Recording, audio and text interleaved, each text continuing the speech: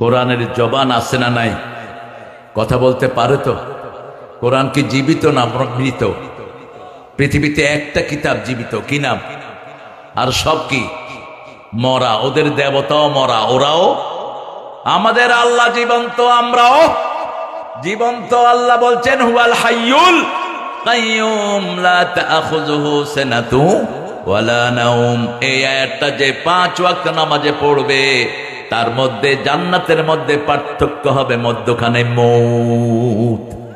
মৃত্যুর পরে তাকে জান্নাত দিয়ে দিবেন কে? কিন্তু আয়াত বুঝতে হবে। আয়াত বুঝলাম কিন্তু সাথে সাথে শিরক করলাম, সমস্ত আমল বরবাদ করে দিবেন কে? এই জন্য আল্লাহর দল ছাড়া কারো দল আমরা করব না। দল করব কার? অন্য দল যারা বানিয়েছো তারাও আসামির কাঠগড়ায় দাঁড়াবা। আল্লাহ বলবে তুই দল বানানি কেন? দল তো আমি বানিয়ে দিয়েছি, আমি জিকির বানিয়ে দিয়েছি, তুই বানালি কেন জিকির? আমি যা যা করেছি ওটার উপর হাত দেওয়ার ক্ষমতা কোনো মানুষের?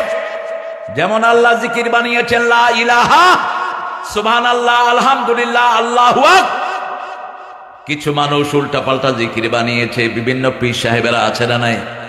এদেরকে আল্লাহ ধরবেন, তুই জিকির বানাতে গেলি কেন? তুই গাড়ি বানা, ঠিক আছে, মাইক বানিয়েছস, ঠিক আছে, এগুলো আমি মূল জিনিসটা দিয়েছি, তোমরা ইনোভেশন করছো, কিন্তু আমি যেটা বানিয়ে দিলাম, আমি দল বানিয়ে দিয়েছি আর বলেছি ইন্নাদ দীনা ইনদাল্লাহিল, আমার কাছে একমাত্র দলের নাম কি? আমরা বললাম যদি কেউ এই দল না করে কি হবে?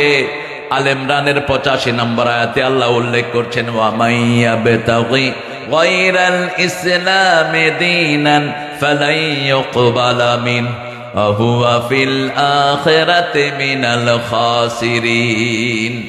কেউ যদি ইসলাম ছাড়া অন্য কোন দল করে তার দুনিয়াও শেষ, আখিরাতও ক্ষতিগ্রস্ত হয়ে যাবে। খুসরান, খুসরান শব্দটির দুটি অর্থ। আরবিতে সবগুলো অর্থ জোড়ায় জোড়ায়। যেমন কোরআন শব্দের দুটি অর্থ। কয়টি? দুটি। একটি হলো মিলিত আর একটি হলো পঠিত। যদি কারনুন থেকে হয় মিলিত, যদি কারউন থেকে হয় পঠিত। সবচেয়ে বেশি যেটা পড়া হয় সেটার নাম কি? আর যেই কিতাব আমাদেরকে আদম আলাইহিস সালামের সাথে জড়িত করে দেয়, যেই কিতাব আমাদেরকে নবীদের দোয়ার সাথে মিলিয়ে দেয়, সেই কিতাবের নাম কি?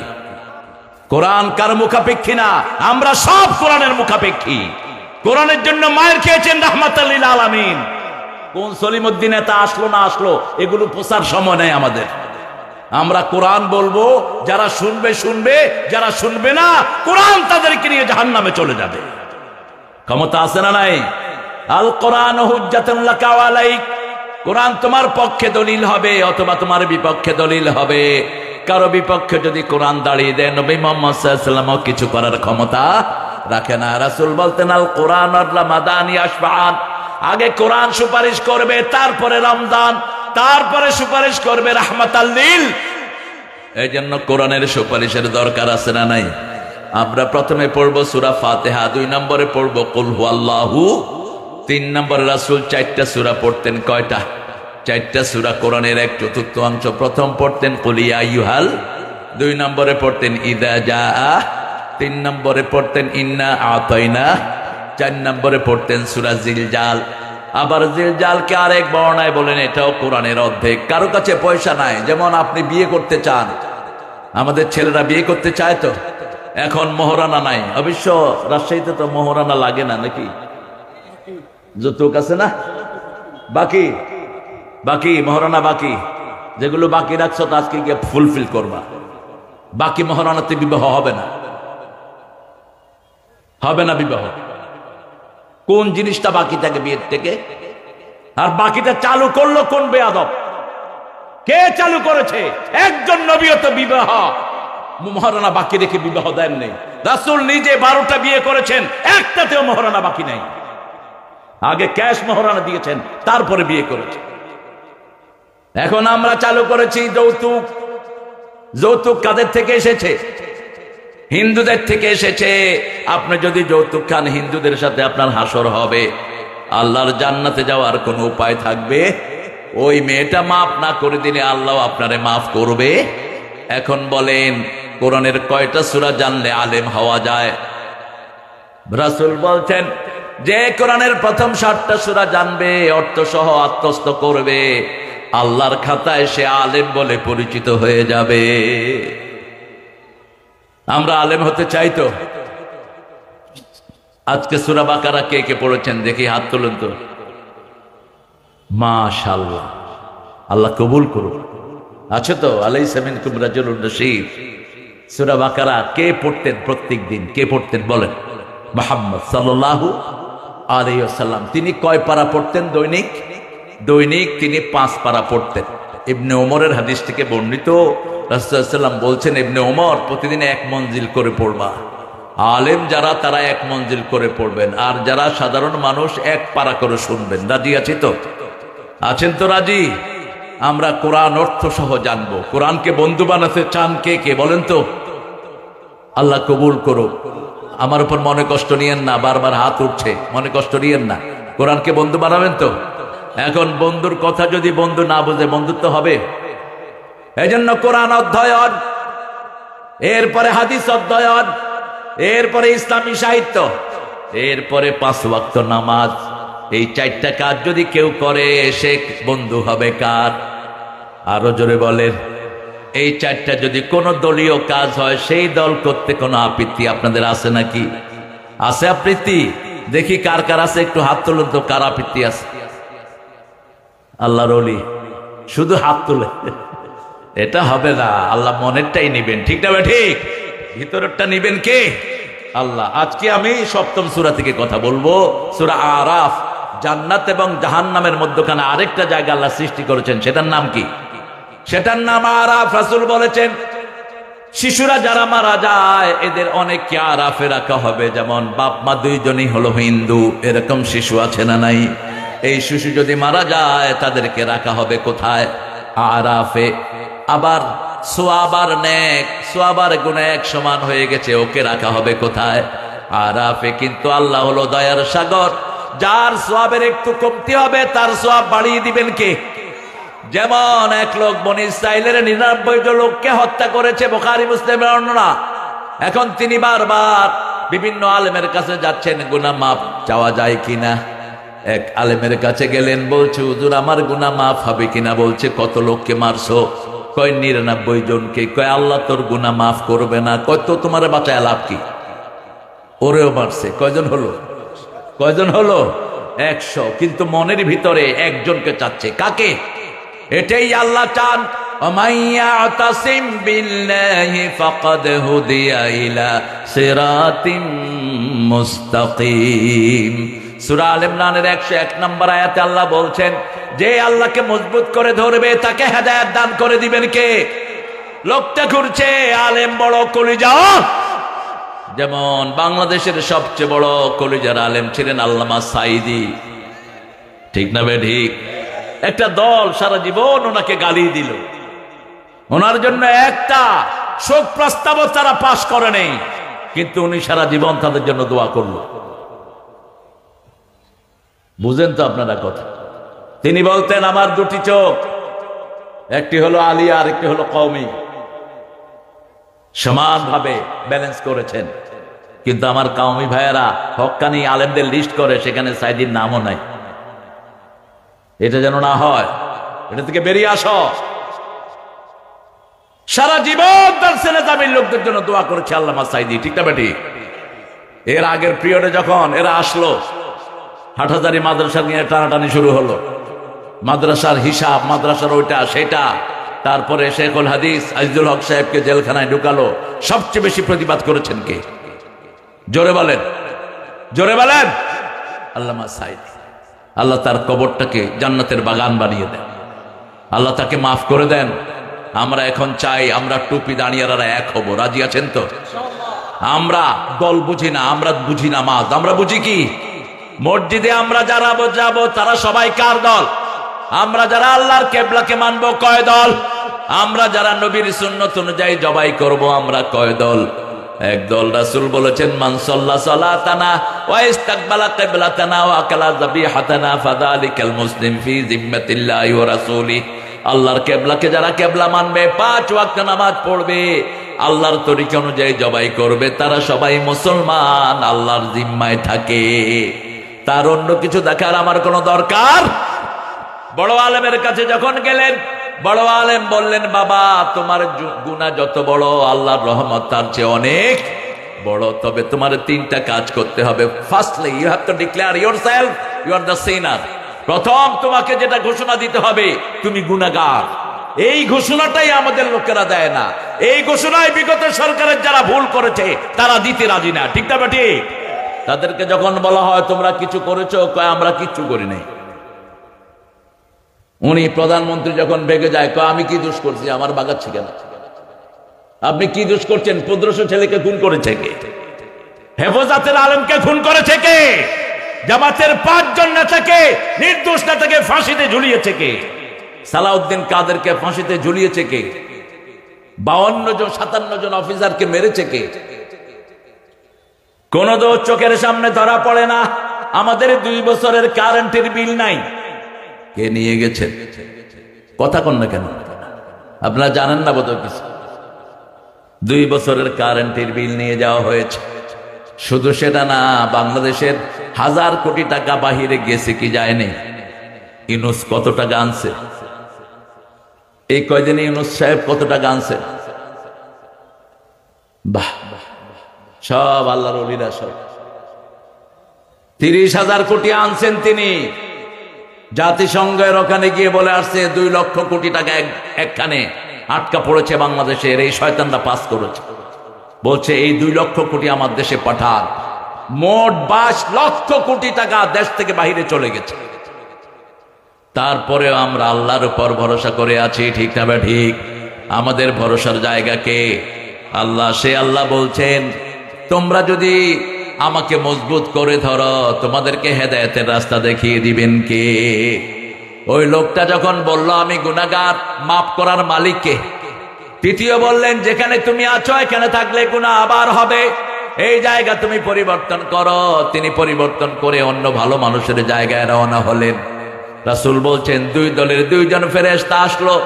আতাত মালাইকাতুর রাহমা বিহারিরাতিন বাইদা, জান্নাতের ফেরেশতা এসে জান্নাতের রুমাল নিয়ে, আর জাহান্নামের ফেরেশতা এসেছে জাহান্নামের দুর্গন্ধযুক্ত কাপড় নিয়ে।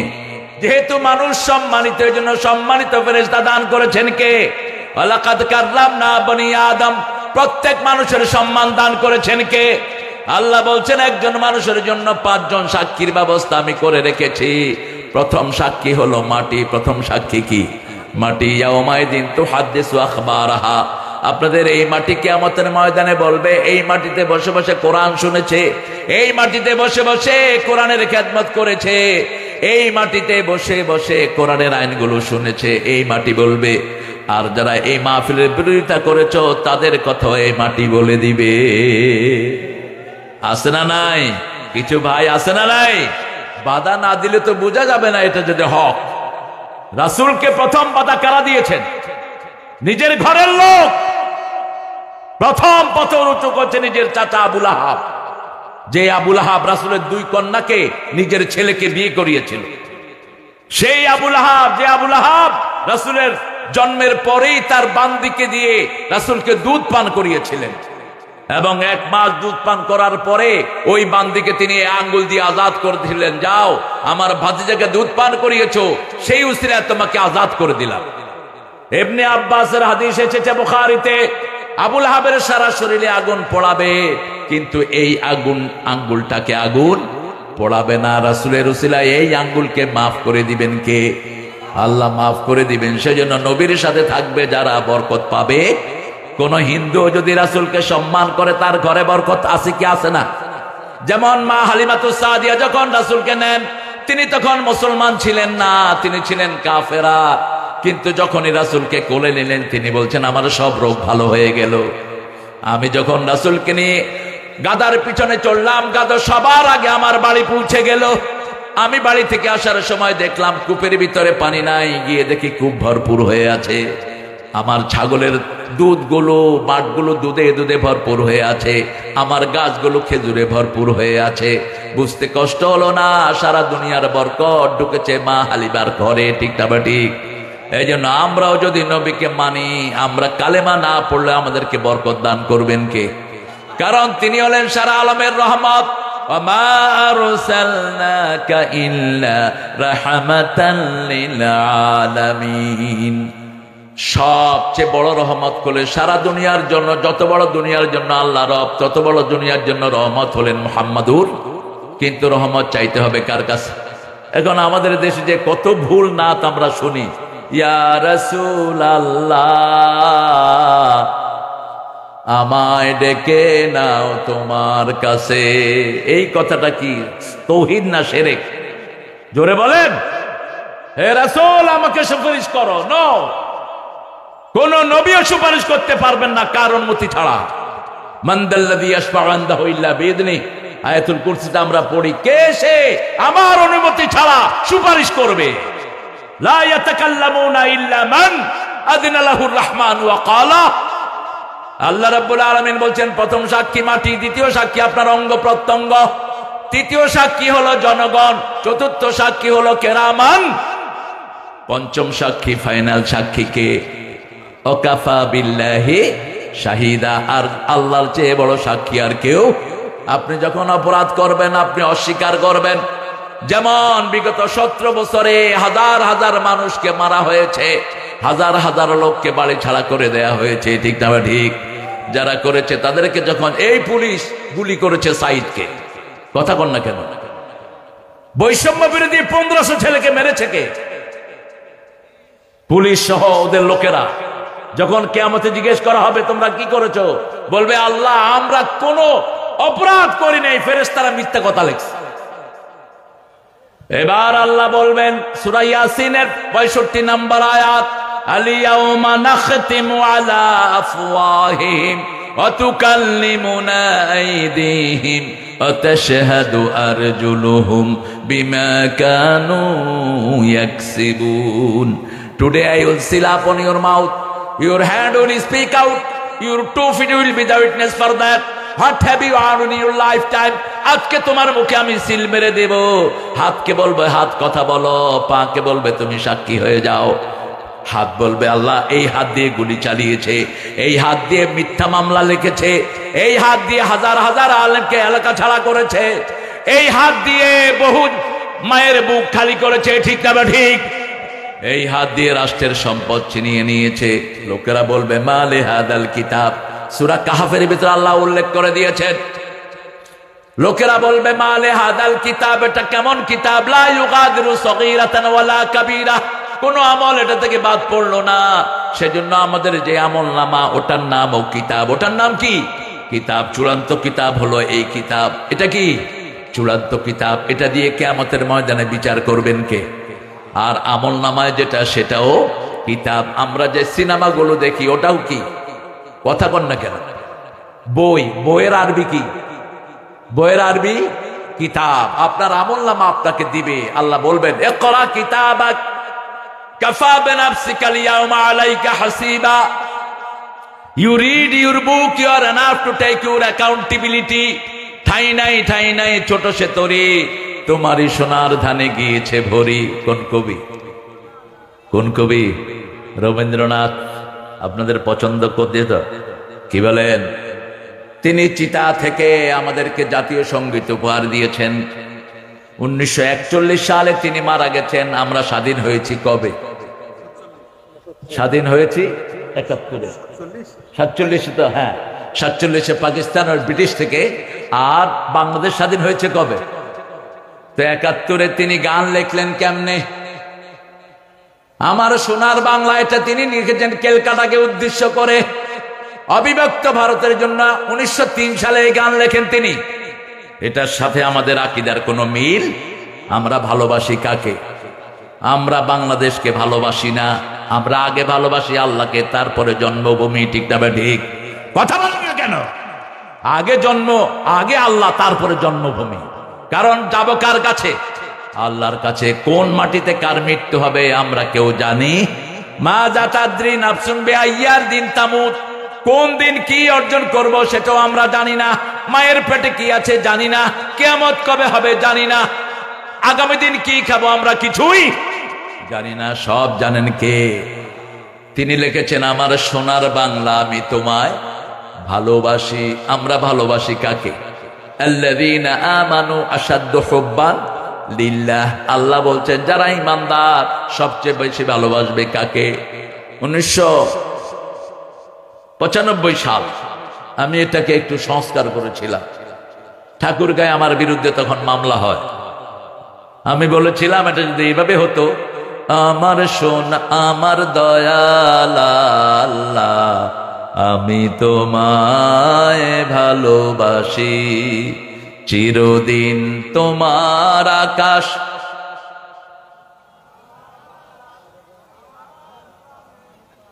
হ্যাঁ, আবার মা ঢুকেছো কেন? ও আল্লাহ আমার পানে কি আল্লাহ বাঁশি বাজায়? কি সর্বনাশ! আচ্ছা বলেন, বাঁশি বাজানো হালাল না হারাম? তা আল্লাহ বাঁশি বাজায় কেমনে? এটা আমাদের আকীদা বিরোধী। বলতে হবে চিরদিন তোমার আকাশ তোমার বাতাস আমার পানে, ও আল্লাহ আমার পানে নামায় রহম মাবুদ আল্লাহ, আমি তোমায় ভালোবাসি। আপনি ভালোবাসলে থাকতে পারবেন না। রবি ঠাকুর বলছিল, আমি মরিতে চাই না সুন্দর ভুবনে, ধন্য আমি তোমাকে বাসিয়াছি ভালো। এখন কোথায় তিনি? আমরা ভালোবাসি একজনকে, তিনি কে? যেখানেই মারা যায় তার আওতায় আছে না নাই? অন্যদিকে নজরুল দেখেন কি লিখেছেন, সুন্দর ফুল সুন্দর ফল মিঠা নদীর পানি, আল্লাহ আল্লাহ তোমার মেহেরবানি, তুমি কতই দিলে রতন, ভাই বেরাদর পুত্র স্বজন, ক্ষুধা পেলে অন্ন যোগাও, মানি চাই না মানি আল্লাহ। আরো আসতে বলেন তোমার মেহেরবানি। আপনারা যে কত ভদ্র! বাংলাদেশের জেনারেল মানুষ হলো ভদ্র, ভালো। অল্প কিছু টাউট নেতার কারণে আমাদের বদনামি হয়, ঠিক না ঠিক? অধিকাংশ মানুষ কি ভালো, অধিকাংশ মানুষ শান্তিপ্রিয়। আর বাংলাদেশের মধ্যে সবচেয়ে শান্তিপ্রিয় হলো রাজশাহী বিভাগ। এটা আমার রিপোর্ট না, জাতিসংঘের রিপোর্ট। আজ থেকে 30 বছর আগে জাতিসংঘ বাংলাদেশের উপর একটা টালি করেছে। তারা বলেছে most peaceful division in whole territory of Bangladesh, that is the Rajshahi. আমি চিন্তা করলাম কেন? পরে একটা জিনিস আমি পেয়েছি, রাজশাহীতে মাজার কম, রাজশাহীতে মুশরিক কম, রাজশাহীতে কোরআন বিরোধী কম, ঠিক না ঠিক? কোরআন বিরোধী যেখানে, সেখানে কোনোদিন শান্তি থাকতে পারে? শুধু মামলার হামলা আছে না নাই? কিন্তু রাজশাহীতে কোরআন বিরোধী কম না বেশি? কম। মাজার মাজার তাবিজ তোমার ভণ্ড ফকির। আপনাদের এখানে তো ফকিরই নেই। আর কুমিল্লাতে গেলে ল্যাংটা ফকিরও আছে। বাবা আমার ল্যাংটা ফকির। বললাম ভাই কি আছে? অনেক জিনিস আছে বাবার ভিতরে। আল্লামা সাইদি সাহেব বলতেন কি আছে তো দেখাই যাচ্ছে।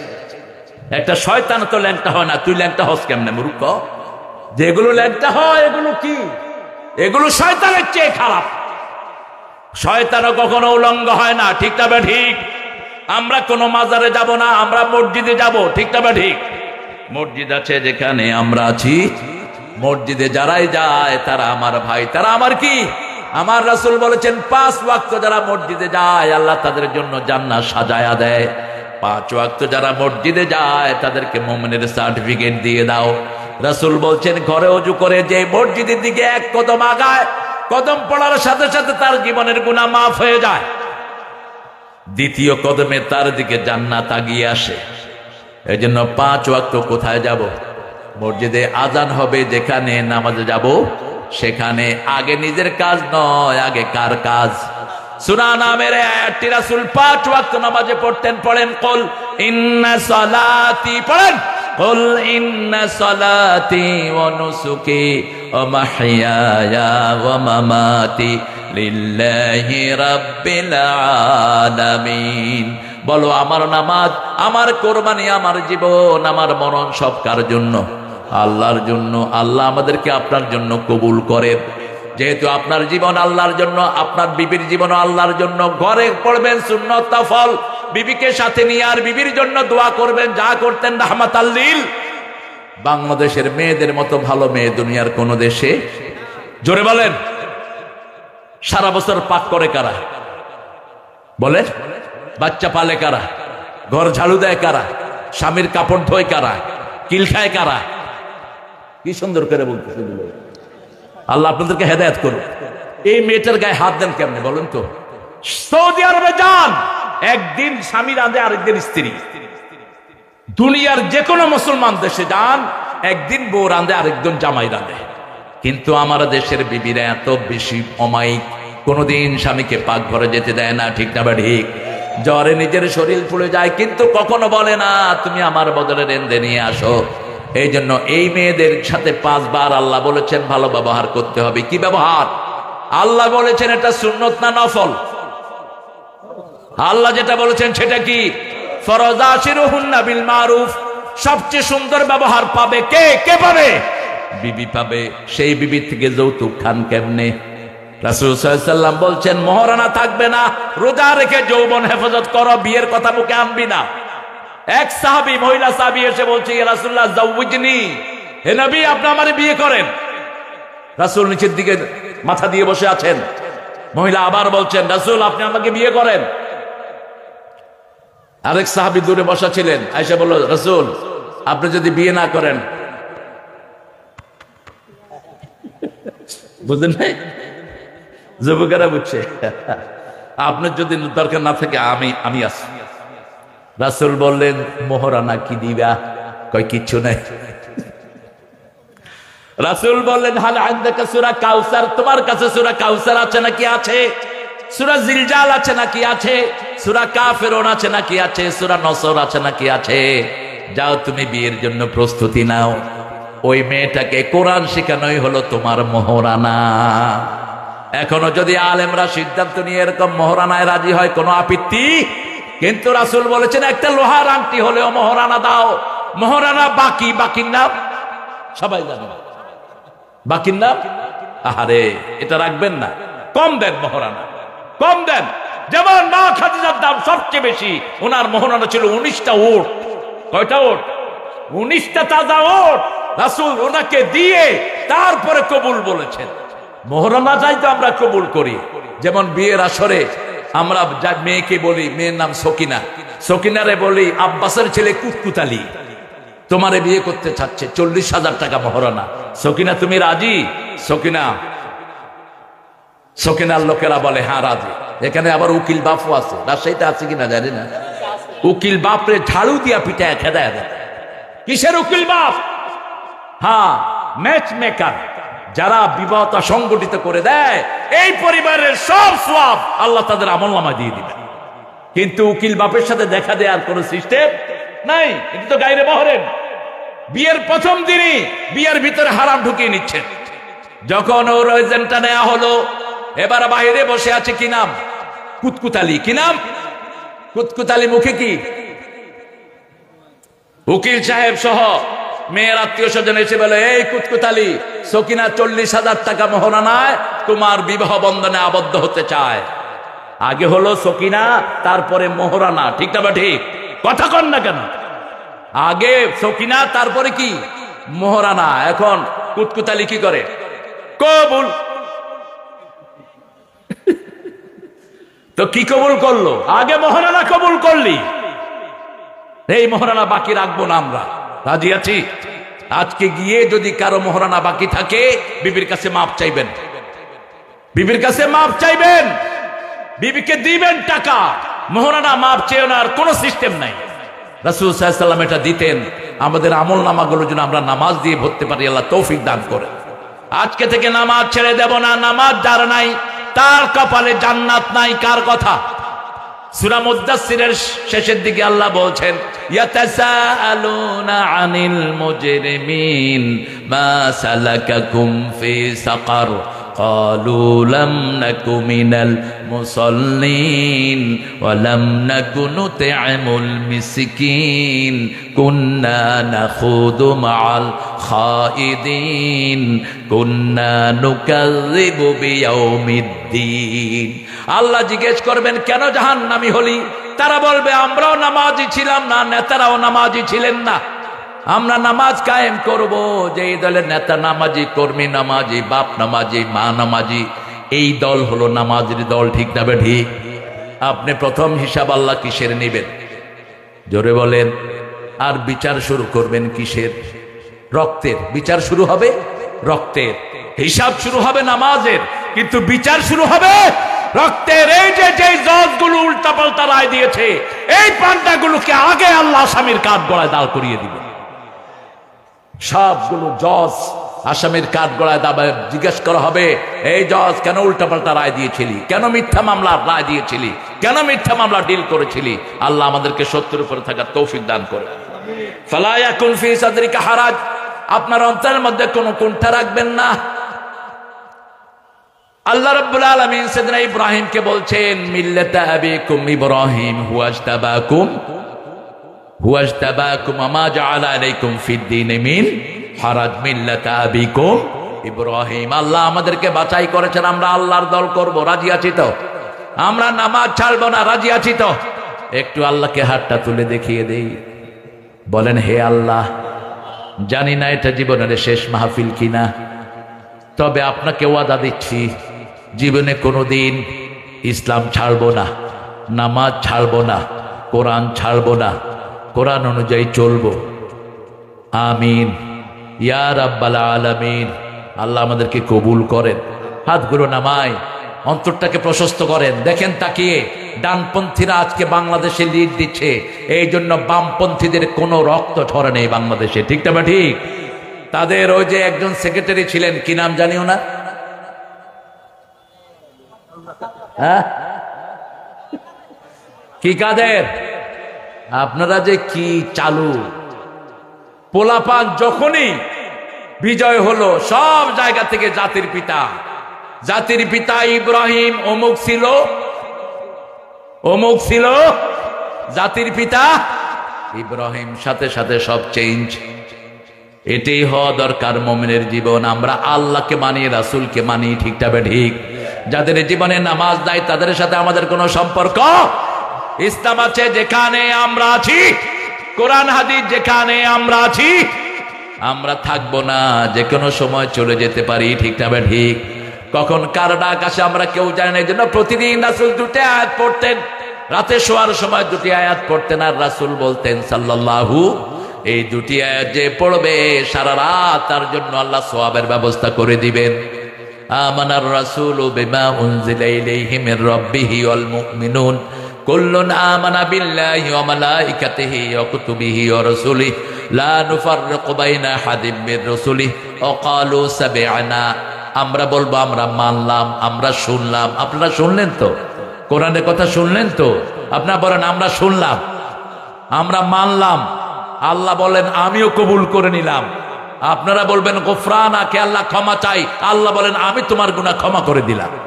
আপনি রাতে শোয়ার সময় আল্লাহকে ওয়াদা দিবেন, আল্লাহ কোরআনে যা আছে আমি শুনলাম, আমি মানলাম, আপনার ক্ষমা চাই। আল্লাহ বলেন আমিও তোর গুনাহ ক্ষমা করে দিলাম। এই আয়াত যদি পড়ে শুইতে পারেন, মারা গেলে আপনাকে জান্নাত দিবেন কে? আজকে আমরা ওয়াদা করছি বাকি জীবন কোরআনী আন্দোলন করব, রাজি আছি না নাই? আমাদের অন্তরের মধ্যে কোনো বক্রতা রাখবো না। হিন্দু ভাইরা তোমরা আমাদের পক্ষ থেকে নিশ্চিন্ত থাকো। অন্য হিন্দু কি করলো সেই কারণে তোমাদেরকে পানিশমেন্ট দেওয়া হবে না। আমার ভাই সাইফুলকে তোমাদের ইসকনের লোকেরা জবাই করেছে রাস্তায়, কিন্তু আমরা ওর অপরাধের কারণে আমরা কাউকে অপরাধী বানাবো না। যেমন বাবরি মসজিদ, 250 বছরের বাবরি মসজিদ তোমাদের গুন্ডা মোদি ওটা দখল করে নিয়েছে, ঠিক তবে ঠিক? সেই জন্য তোমাদের উপর কিচ্ছু হয়নি, বরং একটা দল তোমাদেরকে পাহারা দিয়েছে মন্দিরে এবং মসজিদে। কি না লইলানের নাম কি? কথা বলেন। বৈষম্য বিরোধী সব শহীদদের একজন নেতা বলেছে ওরা আমার শহীদ। তাদের বাড়ি বাড়ি গিয়ে হাদিরা পৌঁছিয়ে দিয়েছে, টাকা পৌঁছে দিয়েছে। ঠাকুরগাঁয়ে 7 জন হিন্দু জেলে মারা গেল, ওই হিন্দু জেলের কাছে গিয়ে একজন সাহায্য পৌঁছিয়েছে। কি নাম? কি নাম? আমরা যেন এরকম দরিদ্রদের কাছে সাহায্য পৌঁছাতে পারি, আল্লাহ তৌফিক দান করেন। আরো জোরে বলেন আমিন। যিকরা লিল মুমিনিন, কোরআন শরীফ হলো স্মরণিকা। সময় পেলেই কোরআন পড়বো, রাজি আছি তো? জিকির, শ্রেষ্ঠ জিকির কি? কোরআন আগে হলো কোরআন, তারপরে লা ইলাহা। এই হাদিসটা আমরা বিস্তৃত করে ফেলেছি, সবাই শুনছে। আফদালুজ যিকরি তিলাওয়াতুল কোরআন, বাদা তিলাওয়াতিল কোরআন লা ইলাহা ইল্লাল্লাহ। তেলাওয়াতের কোরআনের পরে শ্রেষ্ঠ জিকির হলো লা ইলাহা। তবে যখনই কালেমা পড়বেন আপনার ঈমানকে নতুন করে দিবেন কে? আমরা যদি অর্থ না বুঝে ঈমান নতুন হবে না। লা ইলাহা ইল্লাল্লাহ মানে কোনো আইন মানি না, কোনো আইনদাতা মানি না, একমাত্র কাকে মানি? আল্লাহকে মানি। হৃদয়টাকে বড় করব, প্রতিদিন 10 জনের কাছে পৌঁছাবো লা ইলাহা। 10 জন ভাইকে মসজিদের দাওয়াত দিব, রাজি আছি তো?